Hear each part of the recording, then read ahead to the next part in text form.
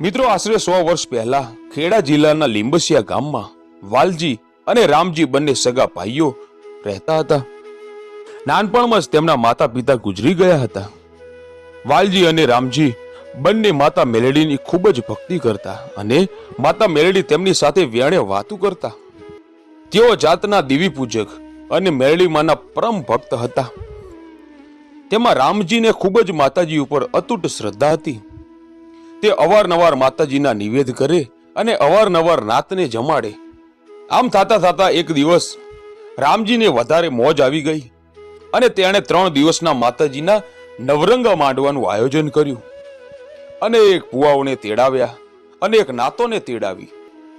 નવરંગા માંડવામાં ડાક વાગે છે, પુવાઓ ધૂણે છે અને એવા જ ટાઈમે 1.25 મણ તેલનો તાવડો ચડાવ્યો. મિત્રો, તાવડો એટલે માતાજીના ભુવા એ તેલમાંથી પૂરી હાથથી બહાર કાઢે. ચારાનો ઉપયોગ કરતા નથી, તેને તાવડો કહેવાય. એવા ટાઈમે દેવી પૂજક નાતના ભાઈઓ બોલ્યા, હે રામજી દાદા, તમે આખી જિંદગી કઈક નૈવેદ્ય ચડાવ્યા, માતાજીના માંડવા કર્યા, અને આજે આ તમારી મેલડી સાચી હોય ને તો તાવ જમવા આવે અને એ પણ અમે બધા દેખીએ એ રીતે, તો અમે માનીએ કે તમારી મેલડી સાચી છે.